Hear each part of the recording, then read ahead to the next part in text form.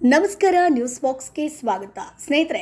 Kannada serial ಅಂತ ಬಂದಾಗ ಈಗ ಸಾಕಷ್ಟು ಸುದ್ದಿಯಲ್ಲಿರುವಂತಹ ಧಾರಾವಾಹಿ ಅಂತಂದ್ರೆ ಅದು ಲಕ್ಷ್ಮೀ ನಿವಾಸ ಧಾರಾವಾಹಿ. ಸೊ ಇದರ ಬಗ್ಗೆ ಒಂದು ಶಾಕಿಂಗ್ ಅಪ್ಡೇಟ್ ಒಂದು ಲಭ್ಯ ಆಗಿದೆ. ಲಕ್ಷ್ಮೀ ನಿವಾಸ 2 ಭಾಗ ಆಗುತ್ತಾ, ಅಕ್ಕ ತಂಗಿ ಕತೆ ಸಪರೇಟ್ ಆಗಿ ಪ್ರಸಾರ ಆಗುತ್ತಾ ಅನ್ನುವಂಥ ಒಂದಷ್ಟು ಚರ್ಚೆಗಳು ಈಗ ಸೋಷಿಯಲ್ ಮೀಡಿಯಾದಲ್ಲಿ ಶುರುವಾಗ್ತಾ ಇದೆ. ಯಾಕಂತಂದ್ರೆ ಭಾಗ್ಯಲಕ್ಷ್ಮಿ ಹಾಗೆ ಲಕ್ಷ್ಮೀ ಬಾರಮ್ಮ ಆ ಧಾರಾವಾಹಿ ಕೂಡ 2 ಭಾಗ ಆಗಿತ್ತು, ಅಕ್ಕ ತಂಗಿ ಕತೆ. ಸೊ ಈಗಲೂ ಕೂಡ ಈ ಕತೆ ಕೂಡ ಲಕ್ಷ್ಮೀ ನಿವಾಸ ಸೀರಿಯಲ್ ಕೂಡ 2 ಭಾಗ ಆಗುತ್ತಾ ಅನ್ನುವಂಥ ಪ್ರಶ್ನೆ.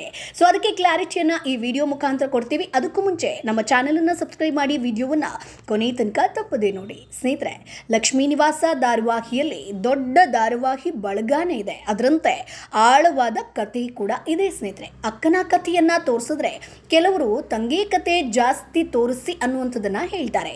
ಇನ್ನು ತಂಗಿ ಕಥೆಯನ್ನ ತೋರಿಸಿದ್ರೆ ಅಕ್ಕನ ಕತೆ ತೋರಿಸಿ ಅಂತ ಸೋಷಿಯಲ್ ಮೀಡಿಯಾದಲ್ಲಿ ಕಮೆಂಟ್ಗಳನ್ನು ಮಾಡ್ತಾನೆ ಇರ್ತಾರೆ. ಹೀಗಾಗಿ ಈ ಧಾರಾವಾಹಿ 2 ಭಾಗ ಆಗುತ್ತಾ ಅನ್ನುವಂಥ ಅನುಮಾನ ಶುರುವಾಗಿದೆ. ಸ್ನೇಹಿತರೆ, ಹೌದು, ಭಾಗ್ಯಲಕ್ಷ್ಮಿ ಧಾರಾವಾಹಿ 2 ಭಾಗ ಆಗಿ ಅಕ್ಕ ತಂಗಿ ಕತೆ ಅಕ್ಕಪಕ್ಕ ಆಗಿ ಪ್ರಸಾರ ಆಗ್ತಾ ಇದೆ. ಅಷ್ಟೇ ಅಲ್ಲದೆ ಕನ್ನಡ ಕಿರುತೆರೆಯಲ್ಲಿ ಈ ಪ್ರಯತ್ನ ಸಕ್ಸಸ್ ಕೂಡ ಆಗಿರುವಂಥದ್ದು. ಸ್ನೇಹಿತರೆ, ಹಾಗೆ ಈ ಧಾರಾವಾಹಿಯಲ್ಲೂ ಕೂಡ ದೊಡ್ಡ ಧಾರಾವಾಹಿ ಬಳಗ ಇದೆ. ಸೊ ವಾರದಲ್ಲಿ 5 ದಿನಗಳ ಕಾಲ ನಿತ್ಯ ಸಿಗುವಂತ ಅರ್ಧ ಗಂಟೆಯಲ್ಲಿ ಎಲ್ಲರ ಕತೆ ಹೇಳೋದು ತುಂಬಾ ಕಷ್ಟ ಅಂತಾನೆ ಹೇಳ್ಬೋದು. ಸೊ ಸಾಕಷ್ಟು ಜನರಿಗೆ ಕನ್ಫ್ಯೂಷನ್ ಕೂಡ ಆಗುತ್ತೆ, ಆ ಮನೆ ಈ ಮನೆ ಅಂತ ಹೇಳಿದಾಗ. ಹೀಗಾಗಿ ಈ ಧಾರಾವಾಹಿ 2 ಭಾಗ ಅಂದ್ರೆ 2 ಧಾರಾವಾಹಿಯಾಗಿ ಪ್ರಸಾರ ಆಗುತ್ತಾ ಅನ್ನುವಂಥ ಅನುಮಾನ. ಸ್ನೇಹಿತರೆ, ಸದ್ಯ ಈ ಧಾರಾವಾಹಿ ನಂಬರ್ 1 ಸ್ಥಾನದಲ್ಲಿದೆ. ಸಿದ್ದೇಗೌಡರು, ಭಾವನಾ, ಜಯಂತ್, ಜಾಹ್ನವಿ ಲವ್ ಸ್ಟೋರಿಗಳು ವೀಕ್ಷಕರಿಗೆ ಸಿಕ್ಕಾಪಟ್ಟೆ ಇಷ್ಟ ಆಗಿರುವಂಥದ್ದು. ಇವುಗಳ ಜೊತೆಯಲ್ಲಿ ವೆಂಕಿ ಕಥೆ ಆಗಿರ್ಬೋದು, ಲಕ್ಷ್ಮೀ ಮನೆಯ ಕಥೆಯನ್ನ ಕೂಡ ತೋರಿಸೋದು ತುಂಬ ಕಷ್ಟ. ಹಾಗಾಗಿ ವಾಹಿನಿ ಧಾರಾವಾಹಿ ಈ ಒಂದು ವಾಹಿನಿ ಧಾರಾವಾಹಿಯನ್ನ 2 ಭಾಗ ಮಾಡುವಂಥ ನಿರ್ಧಾರಕ್ಕೆ ಬರಲಿದೆ ಅನ್ನುವಂಥ ಮಾತುಗಳು ಕೇಳಿ ಬರ್ತಾ ಇದೆ. ಈ ಬಗ್ಗೆ ವಾಹಿನಿಯಾಗಿರ್ಬೋದು ಅಥವಾ ಧಾರಾವಾಹಿ ತಂಡದವರಾಗಿರ್ಬೋದು ಯಾರೂ ಕೂಡ ಯಾವುದೇ ಒಂದು ಮಾಹಿತಿಯನ್ನ ಕೊಟ್ಟಿಲ್ಲ. ಸೊ ಲಕ್ಷ್ಮಿ ಮೊದಲ ಮಗಳು ಭಾವನಾಗೆ ಇನ್ನೂ ಮದುವೆ ಆಗಿಲ್ಲ. ಸೊ ವಯಸ್ಸು 30 ದಾಟಿದ್ರೂ ಕೂಡ ಭಾವನಾಗೆ ಕಂಕಣ ಭಾಗ್ಯ ಕೂಡ ಕೂಡಿ ಬಂದಿಲ್ಲ.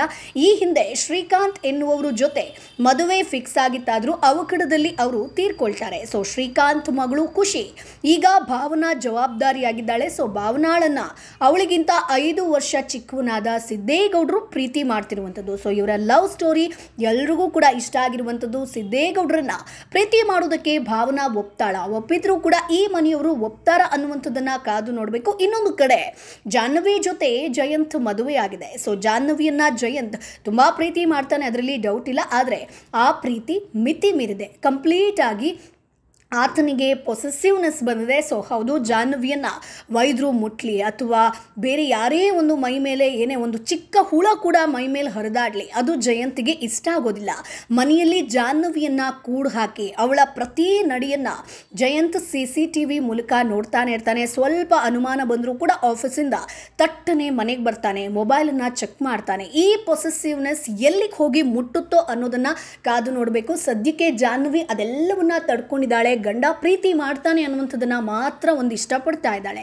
ಸೊ ಜಾಹ್ನವಿ ಪಾತ್ರದಲ್ಲಿ ಚಂದನಾ ಅನಂತಕೃಷ್ಣ, ಜಯಂತ್ ಪಾತ್ರದಲ್ಲಿ ದೀಪಕ್ ಸುಬ್ರಹ್ಮಣ್ಯ, ಭಾವನಾ ಪಾತ್ರದಲ್ಲಿ ದಿಶಾ ರಮೇಶ್, ಸಿದ್ದೇಗೌಡರು ಪಾತ್ರದಲ್ಲಿ ಧನಂಜಯ್ ಅವರು ನಟಿಸ್ತಾ ಇದ್ದಾರೆ. ಸ್ನೇಹಿತರೆ, ಈ 4 ಕ್ಯಾರೆಕ್ಟರ್ ಸಾಕಷ್ಟು ಜನರಿಗೆ ಇಷ್ಟ ಆಗಿರುವಂಥ ಕ್ಯಾರೆಕ್ಟರ್ ಅಂತಾನೆ ಹೇಳ್ಬೋದು. ಲಕ್ಷ್ಮೀ ನಿವಾಸ ಅಂತ ಬಂದರೆ ಆ ದಿನ ಎಲ್ಲರೂ ಕೂಡ ಒಂದಷ್ಟು ಜನ ಲಕ್ಷ್ಮೀ ನಿವಾಸ ಧಾರಾವಾಹಿಯಲ್ಲಿ ಸಿದ್ದೇಗೌಡರು ಮತ್ತು ಭಾವನಾ ಒಂದು ಲವ್ ಸ್ಟೋರಿಯನ್ನು ನೋಡಬೇಕು ಅಂತ ಇಷ್ಟಪಟ್ಟರೆ, ಇನ್ನೊಂದಷ್ಟು ಜನ ಜಾಹ್ನವಿ ಹಾಗೆ ಅವರ ಗಂಡನ ಪಾತ್ರವನ್ನು ನೋಡಬೇಕು ಅಂತ ಇಷ್ಟಪಡ್ತಾರೆ. ಆದರೂ ಕೂಡ ಜಾಹ್ನವಿ ಮತ್ತು ಜಯಂತ್, ಸೊ ಹಾಗಾಗಿ ಎಲ್ರಿಗೂ ಕೂಡ ಒಂದು ರೀತಿಯಾಗಿ ಕನ್ಫ್ಯೂಷನ್ ಆಗಿದೆ. ಒಂದು ಅರ್ಧ ಗಂಟೆಯಲ್ಲಿ ಎಲ್ಲ ಕಥೆಯನ್ನು ತೋರಿಸೋದಕ್ಕೆ ಆಗಲ್ಲ.